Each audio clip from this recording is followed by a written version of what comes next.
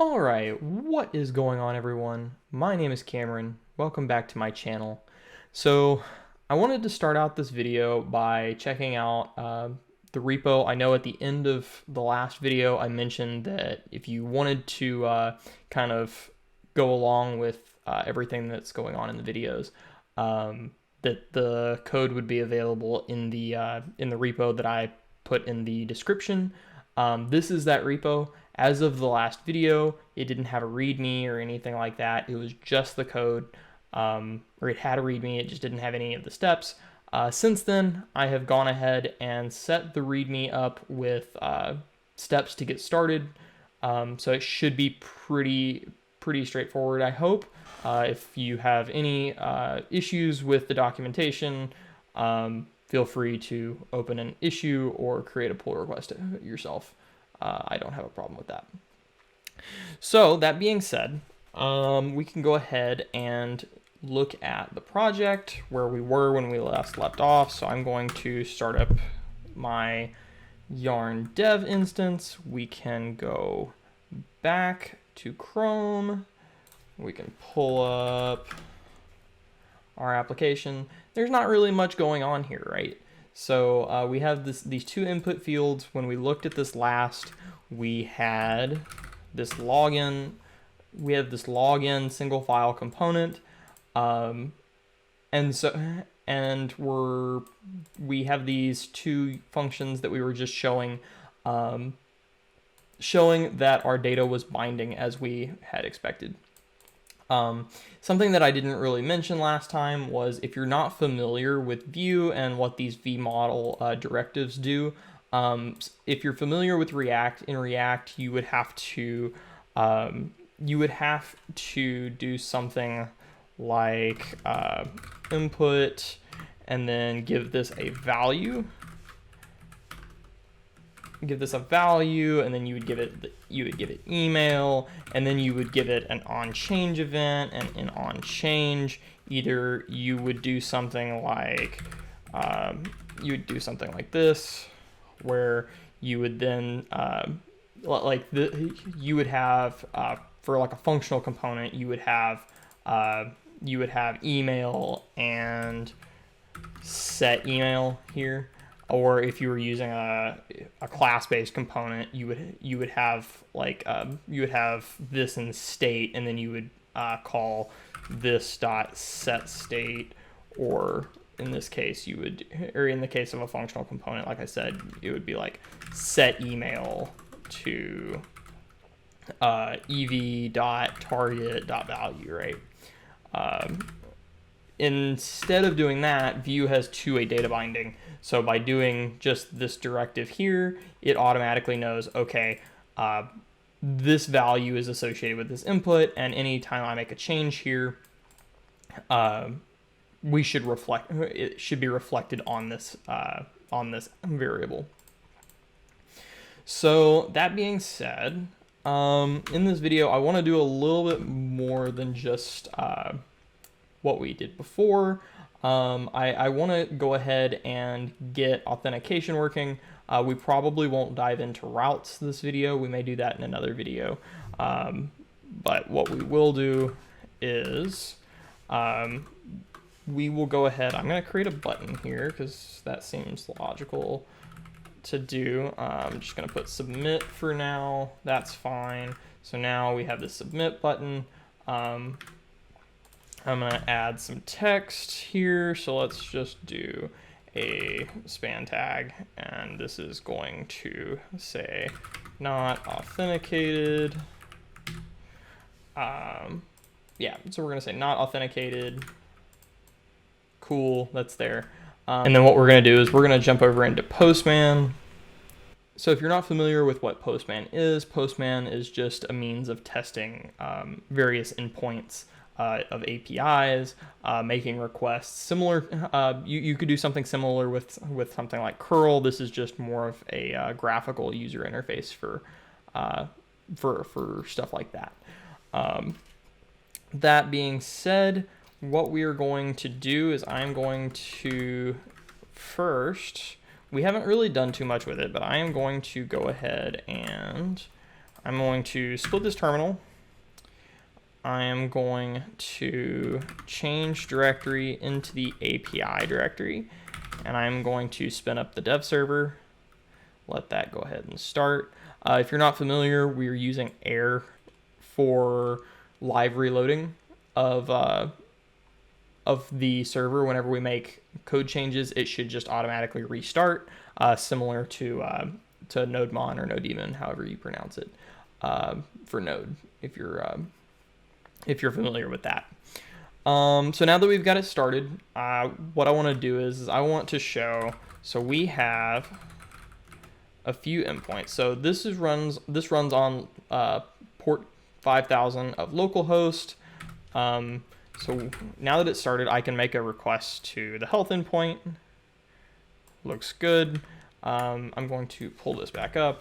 We're going to go to main.go. So this, we've looked at this a little bit, but not too much. This is that health endpoint that I just hit. So you see it returned this I am healthy response.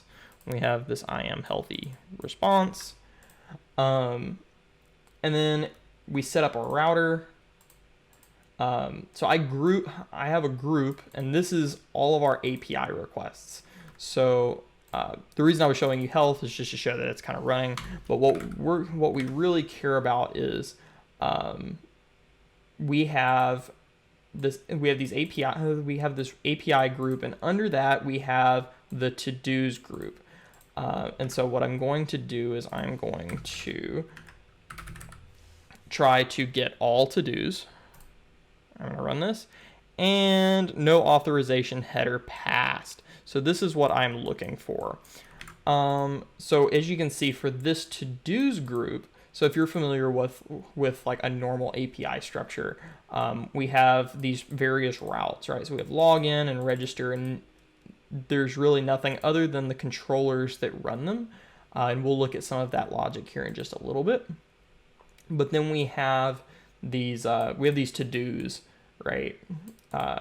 And those are all grouped under this to-do path. And as you can see, we have a middleware. This middleware protected, what it basically does is, and I am aware that like there's some of this stuff that could be abstracted into services, and I hope that we're able to jump into that maybe in the next video. Maybe we can jump into creating some services for things like working with the token, as well as like working with the database. But for now, we have this middleware, and this middleware is in charge of basically authenticating our user based on a token. So this API is set up with a JWT token, with JWT token authentication. And so if we go and look at, we have this authentication.go controller with a login controller and a register controller. Each of these does basically what you would expect. The person tries to register. We have a bunch of logic. As you can see, there's quite a bit of logic, and then we have these just random database usages. And I think that this is what I'm talking about. We could pull that out into services, because we might want to, this may be like, let's say that this API grows, we may want to reuse some of this. But we have all of this logic that basically just goes through and checks, like, does a user already exist with a certain email, and etc., right? Password confirmation, just so that there's no mess ups on the password, that kind of stuff. And then we set up claims. I have this to do here because I believe I'm using an older version of, whenever I was setting this up, I'm kind of learning as I go, right? Haha, no pun intended. I think I was using an older tutorial, and so it was giving me an error about using registered claims rather than, I think, new claims, or I'm sorry, not new claims, standard claims instead of standard claims. So eventually probably want to migrate to using that. That being said, we go through and we set a cookie on the on the client, or we set a cookie that will whenever we respond, will be sent to the client. And then we also pass a token. So this is standard just authentication stuff for the beginning. The same thing for login. We just go through, we log in, and then we pass back a cookie as well as respond with the token. And that being said, whenever you have to do this before you can interact with any of these to-do methods. That's why we're getting this no authorization header passed. And so right now we're not able to interact with any of this stuff. So before we can do, because what this is doing is this is actually verifying that token that we receive, and then we have to pass that in a header, right? Yeah. So just to kind of show you what I mean, let's go ahead and let's make another request. We're gonna go API /log/register. We are going to go to body, and this is going to be a raw JSON body. We're going to pass email.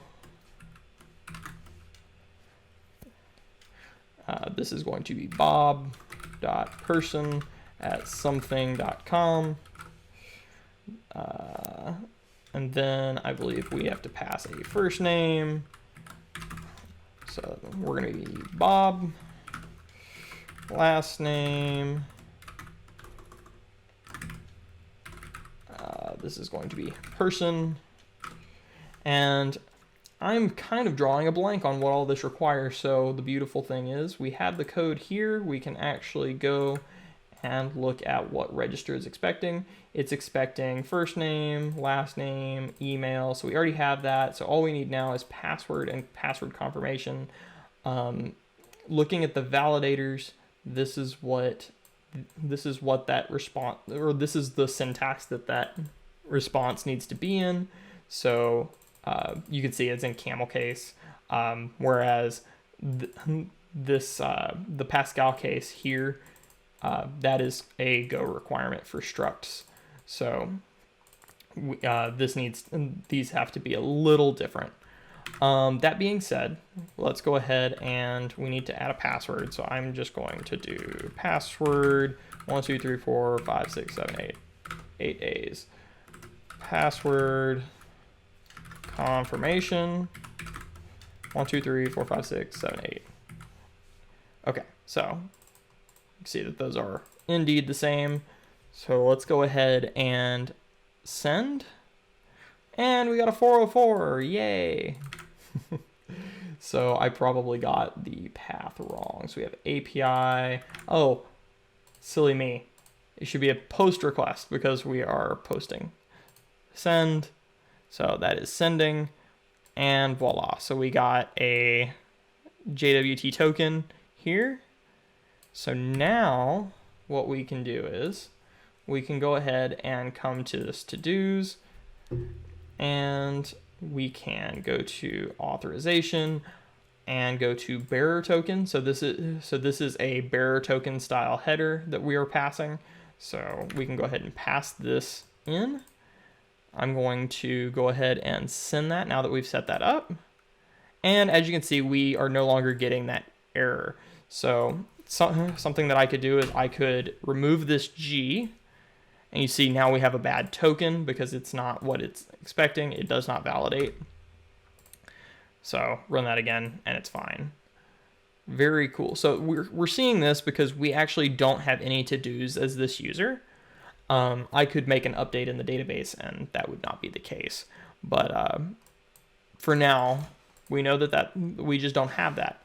So what we're gonna do now what I want to do now is I want to go ahead and I want to go ahead and basically replicate what we just did for authentication.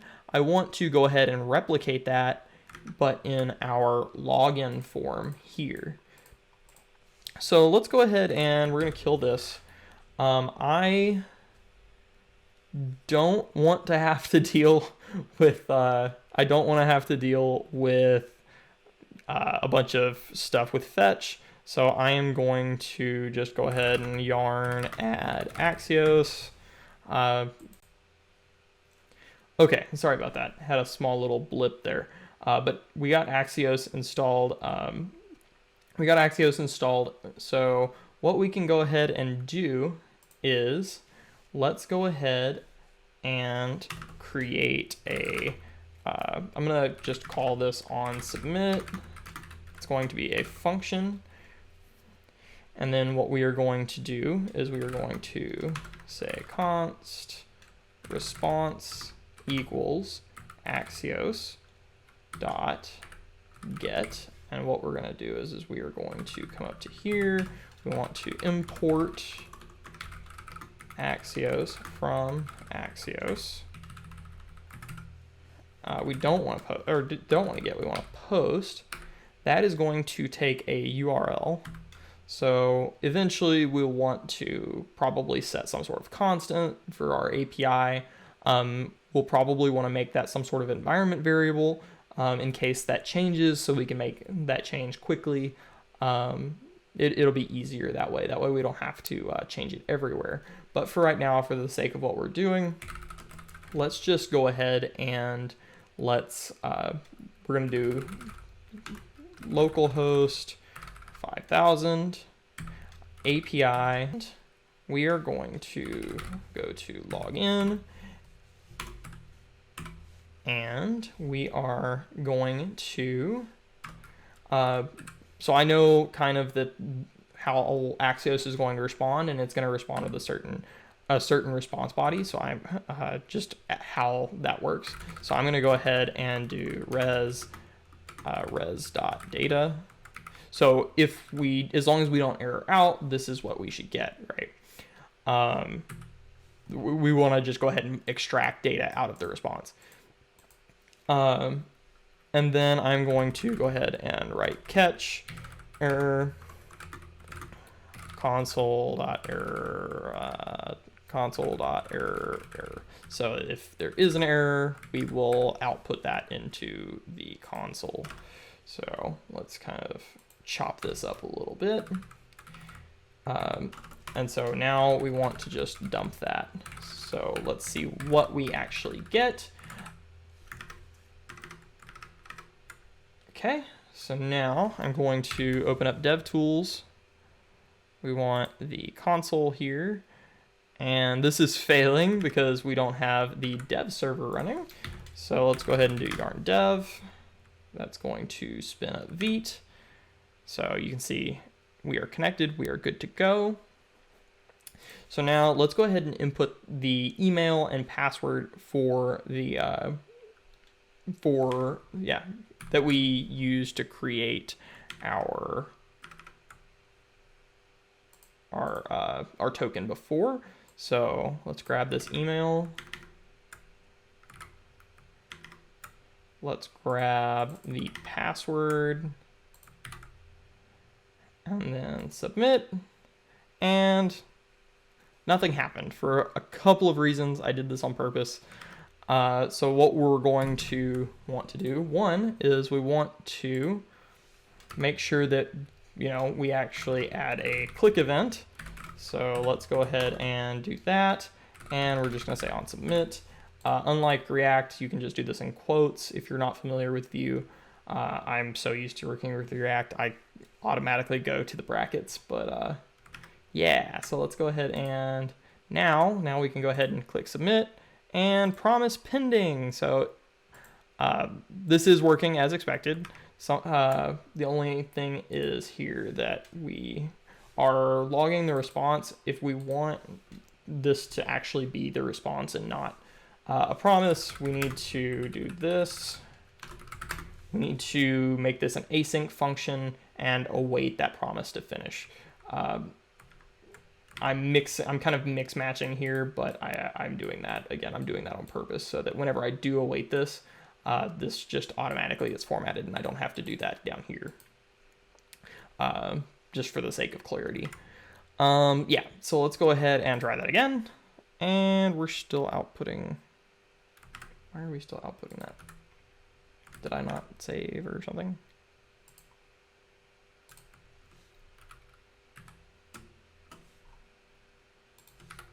I'm assuming I didn't save, and that's the issue. Yeah, that was the issue. So now you can see we have a network error.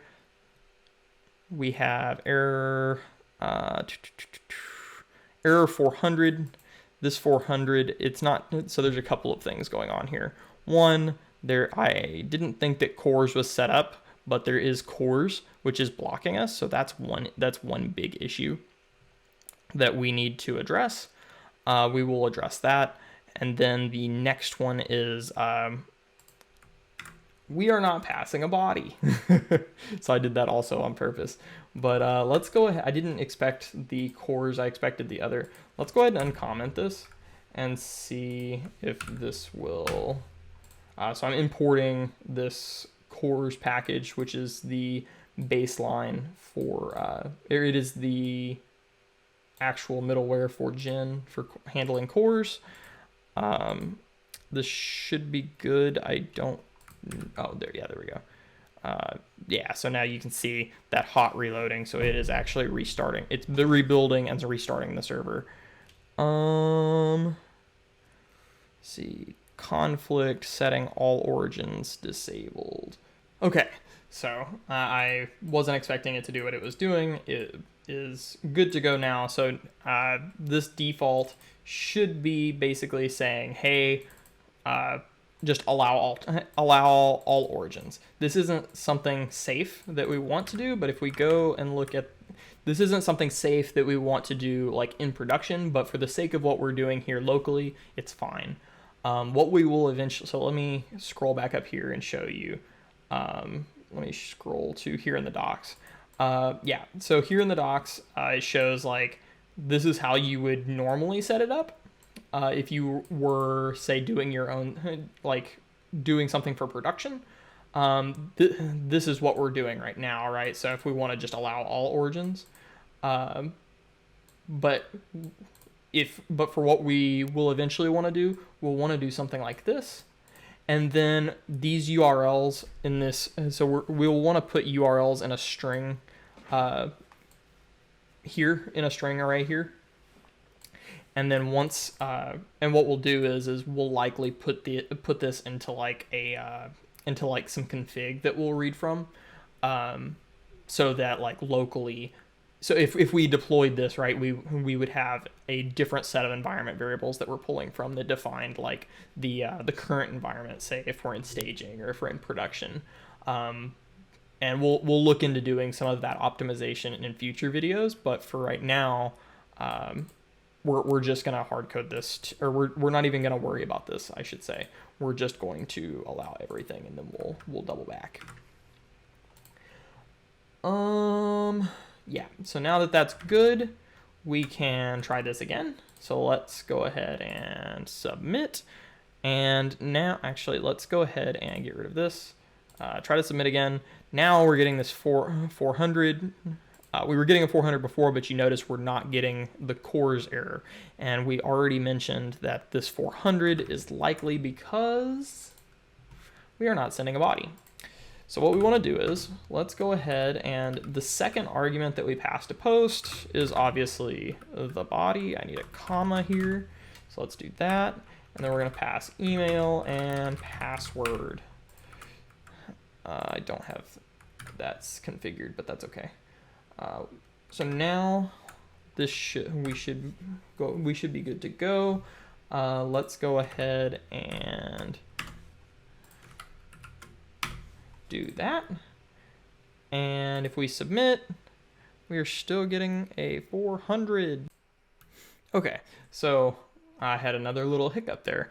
Something that I wasn't expecting. This was working. I mean, the API was working as expected. Just to kind of show you my process for debugging this. I knew that it was sending a 400 or a status bad request, so I just started looking at basically the errors that we were getting in hopes that this wasn't something that was happening before we ever got to this controller.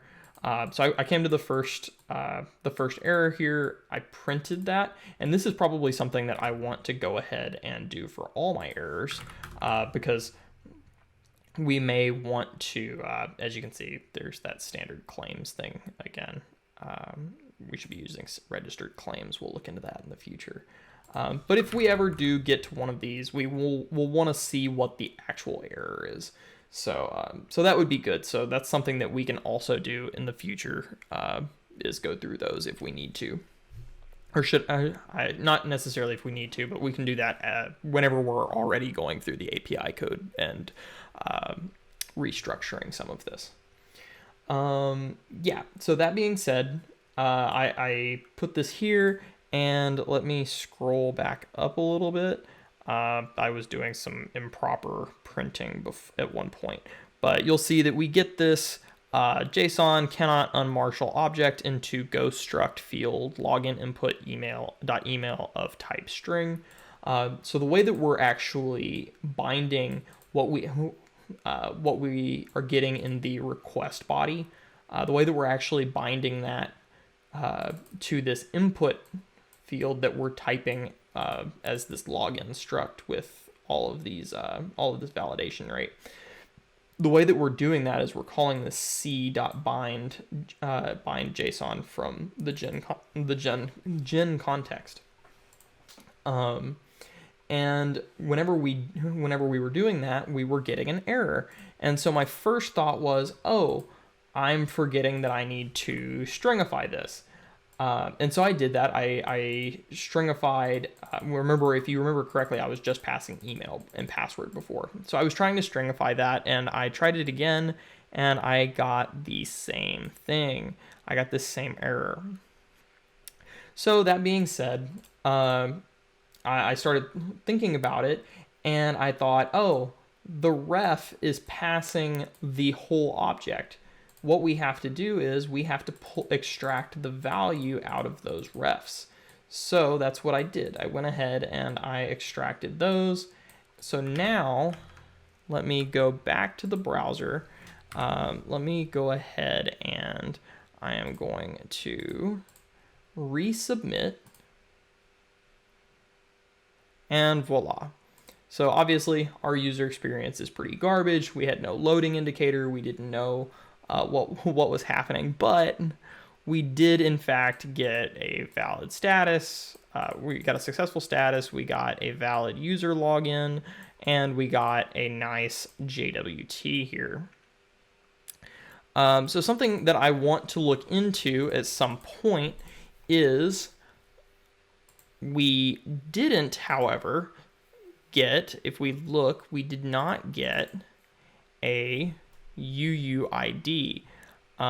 So first off, I want to go ahead and clear that. So let me go ahead and I'm going to resubmit this, and you'll notice if we go to console, we did get another successful login.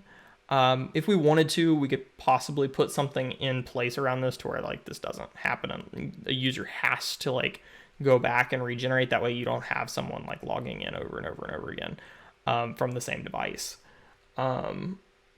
But something that we didn't get is we're not getting those cookies. So this is something that I'm going to have to research a little bit, because this is going to hinder us from, this is going to hinder what we, I prefer to store in cookies. I know, I'll link some source material below talking about, like using local storage for JWTs and stuff like that. And,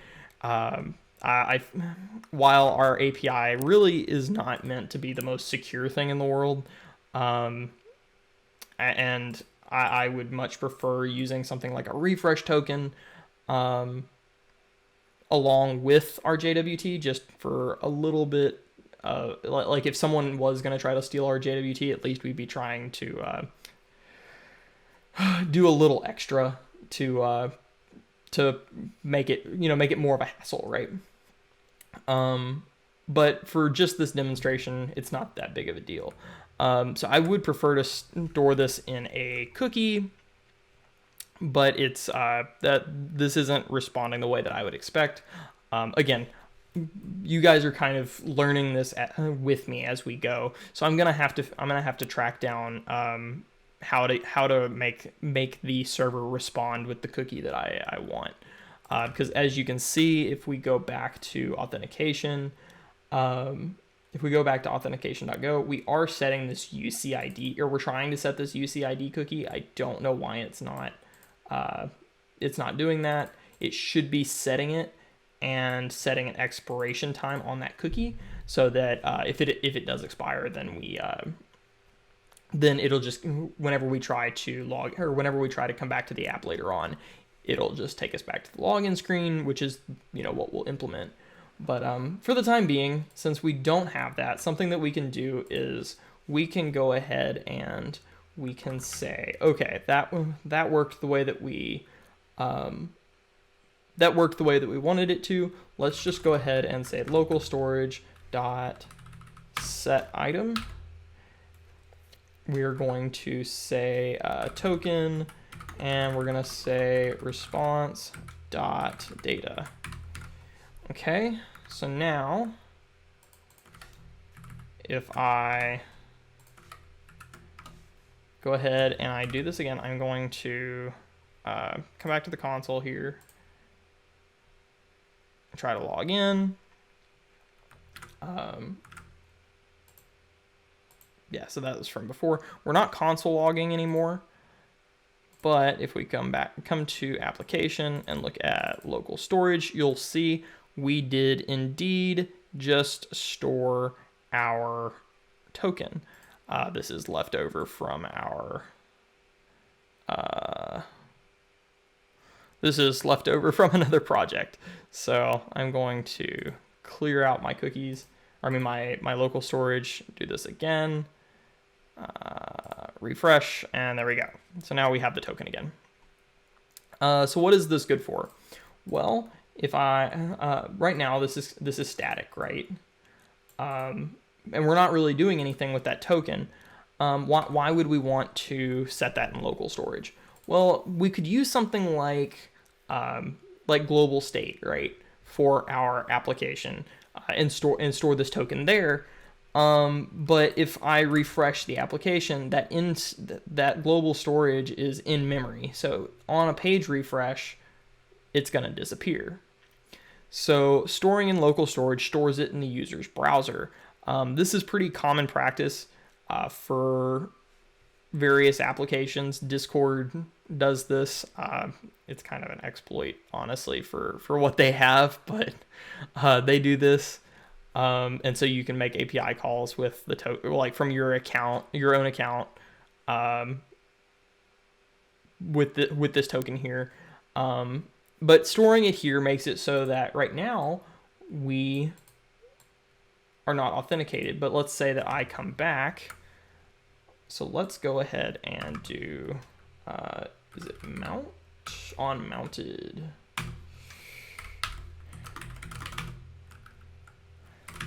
We're going to,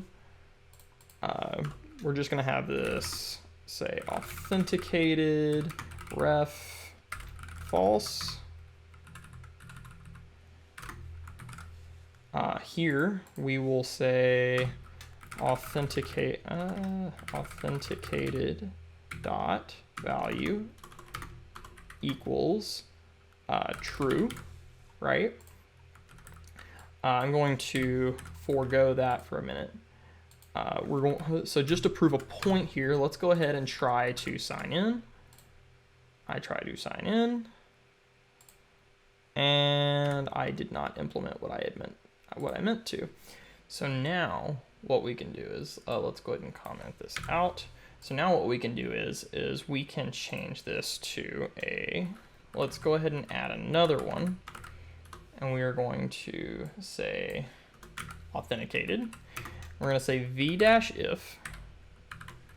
Here on this if, we're going to say, we're just going to say authenticated. So if we're authenticated, then we want to show authenticated v-else. Yeah. So this just kind of replaces doing like a ternary in React if you're not familiar. So if we go ahead and we come back here, We just authenticated, right? We just made that request. But now let's go ahead and reload, and that's the problem, right? So now let's go ahead and check that out again. Let's do let's do this and submit, and we're authenticated now, right? But anytime I refresh, I'm not authenticated anymore. So what we can go ahead and do is we can go ahead and let's go ahead and do this. You say, we're just gonna say token equals local storage dot get item token, and then authenticated dot value equals actually I don't like that syntax, so if our token is not equal to null, then go ahead and set that to true. So now if we come to here, we are now authenticated, because if we look in our local storage again, where did that go? Application. If we look in our storage, we actually do have a token. So whenever we reload, right? So we could do some navigation logic, which is what we will do that's what we'll do in the next video. We can do some navigation logic around whether or not we have this token. So if I clear that, right, and I come back to here, we are no longer authenticated. So that being said, let's go ahead and I'm going to do one more thing, and then we will sign off for the evening. I'm going to create one more button. Let's just add an A tag here. Register. Actually, instead of doing it this way, I'm going to go to app.view. Here, I'm going to add an A tag,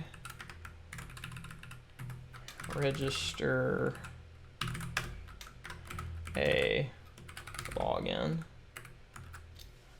What we're going to do is we're going to play a little game. Let's go ahead and create a, we'll just say current route equals, and it's going to start as login. We're going to add a click listener here. And because we're doing this, I'm also just going to go ahead and change this to buttons, because anchors should have hrefs and we're not linking. So click.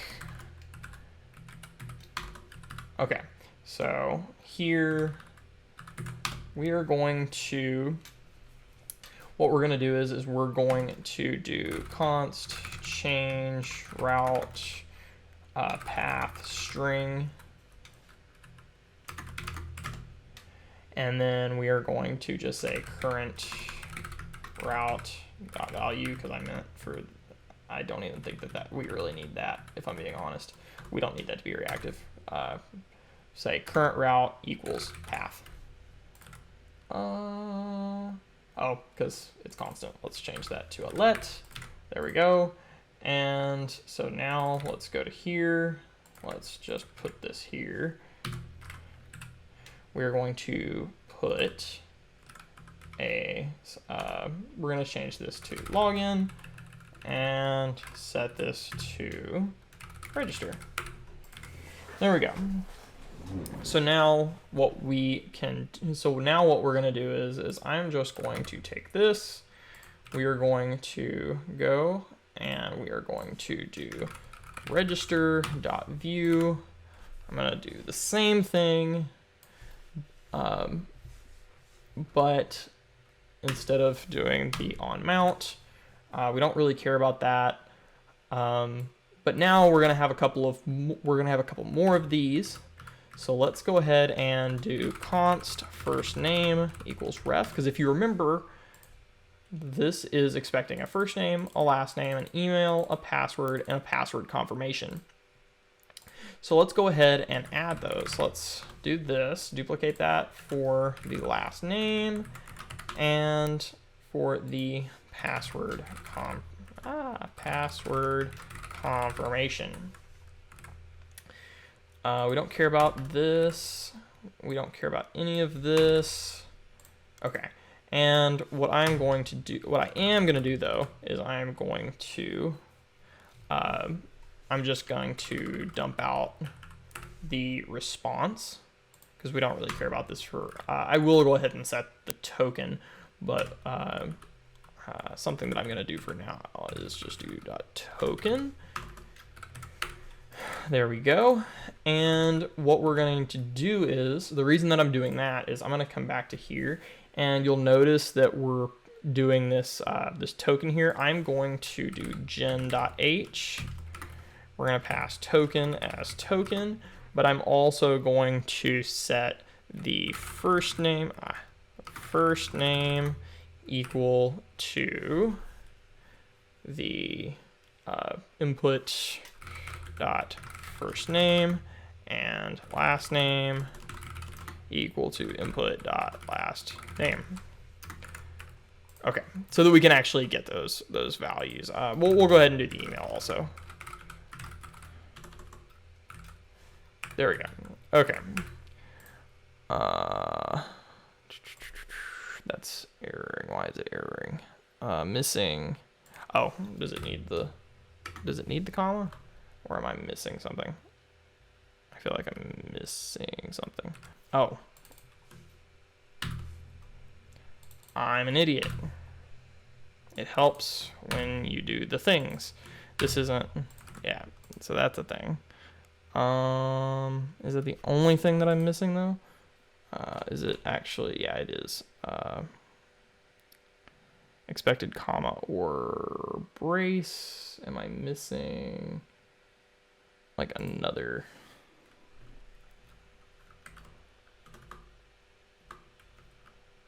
Okay.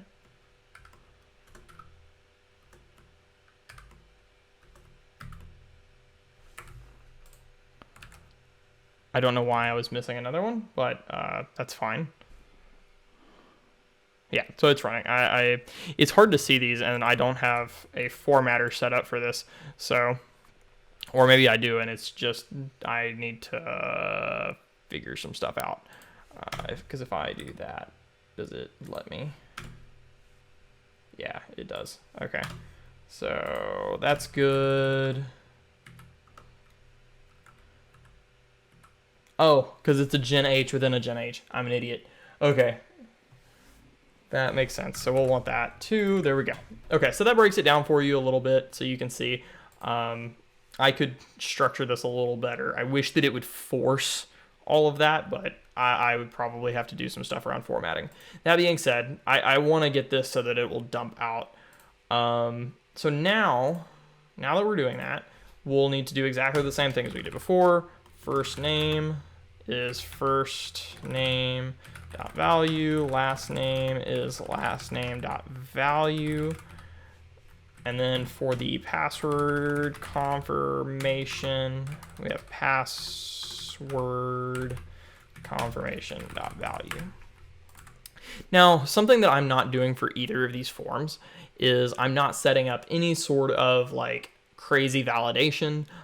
We could use something, we could use some sort of validation library for that in the future.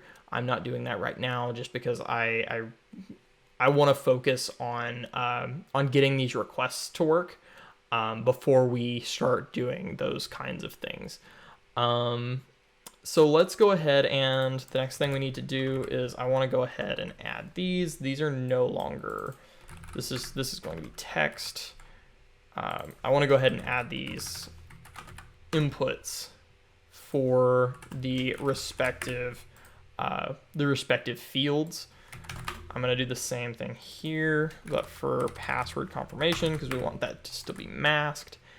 I'm going to just do const.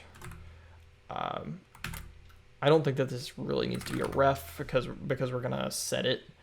So let's go ahead and let's just do res. Let's do registration data equals, and then it'll be that. Again, we'll need this to be a let because we're going to reset it. And then we'll go ahead and do registration data equals, and then we can do response. And what we'll do here is, actually, we do want this to be reactive. I'm sorry, I'm dumb. Const registration data equals ref, and I'm just gonna make it an empty object.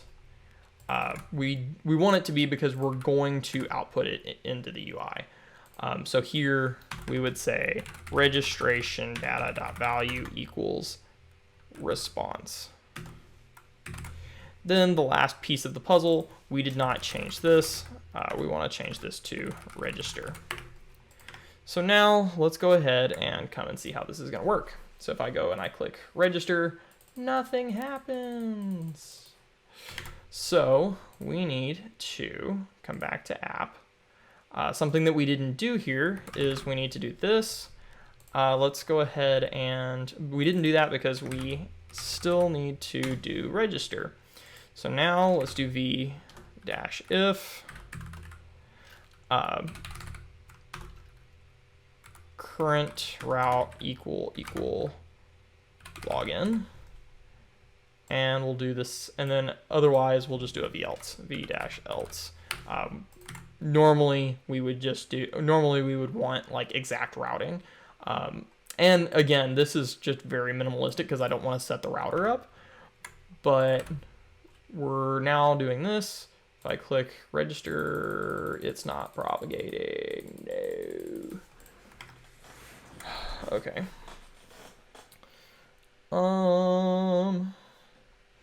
So let's see. Let's debug this a little bit. Is this actually outputting? Let's do that.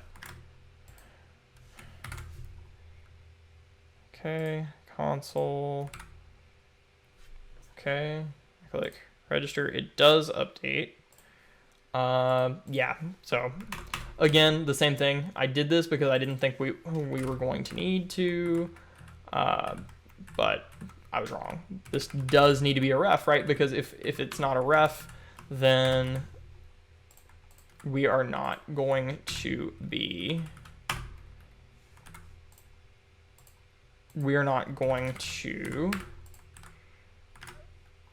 updating the UI. So now it works. Something that would help here is you can't actually see. I'm doing very minimalistic styling right now. I don't want to waste, or I feel like I'm wasting time in the beginning of this series by doing some styling, but we may end up having to do that here pretty soon. Let's, just for sanity's sake, let's do this. Let's go ahead and do placeholder equals first name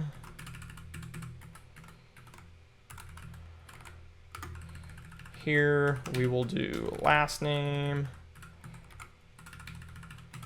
Here we're gonna do email.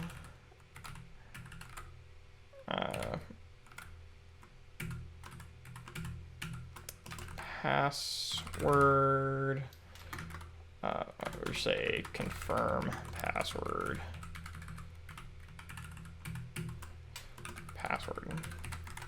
Okay, so that looks good, and then I'm gonna do the same thing for login really quick.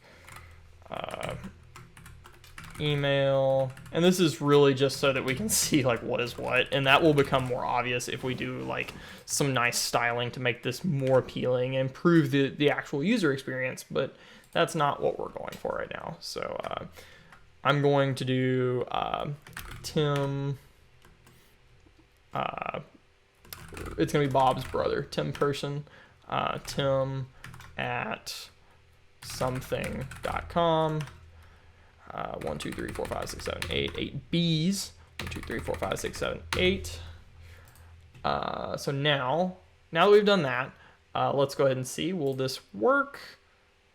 It does. So we are in fact getting a dump from the registration. We could try to log in with this person now and see if it actually works. I should have tried to have done that before with a different user. We'll do that in just a second.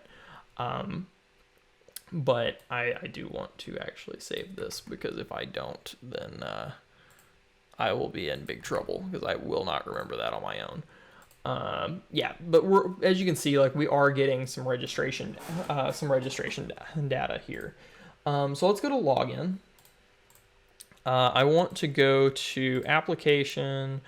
I'm gonna go ahead and delete this just because, and then we're, so it's saying authenticated. That's something interesting. You notice we deleted that and it's gone. So that's kind of an edge case, right? That's something that we'll have to account for throughout the application is, did we do something and that token went away? And if that happens, how do we handle it? So let's go ahead and let's just do Cameron at test.com, and I submit, and you'll notice we do not authenticate. If I come to console, we did in fact get a 400, and then of course it's saying we cannot read. This is something that we should probably account for, but this is all kind of mock-up, right? This is all kind of mock-up right now just to kind of get something working, so it doesn't matter that much. So let's go ahead and test out our other person. So let's Tim something, and again, this was 8 B's, because this is his brother. He wanted to be a little different. 1, 2, 3, 4, 5, 6, 7, 8. Submit, and we are authenticated.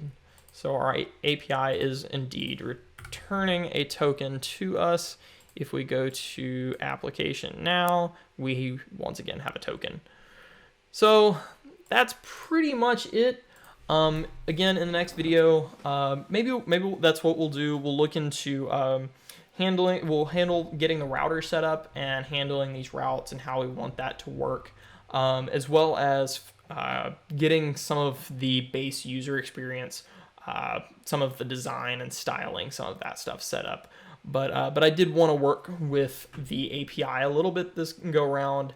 I do in the future want to jump into some of the Go code. Again, there's lots of stuff.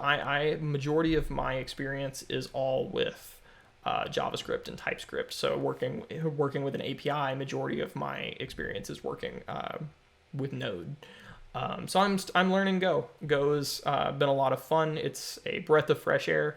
But there's going to be lots of me fumbling around in the dark that you guys will have to sit through. And if it takes me longer than a certain amount of time, you'll see a little bit of editing in the videos. But nonetheless, I hope that you enjoyed this. Hopefully this mock-up UI isn't bothering you too much. And in the next video, like I said, we'll try to get this user experience looking a little bit better. But yeah, no, I think that's everything I have for today.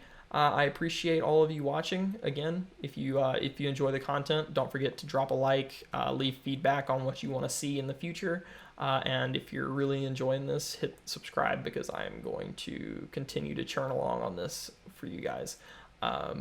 Be expecting the schedule to be Tuesdays and Saturdays. Yeah, Tuesdays and Saturdays, I believe, and then we'll do that going forward until I just run out of content, and hopefully that never happens. I really enjoyed this. Yeah, thanks for watching, guys. I will see you in the next video. Bye.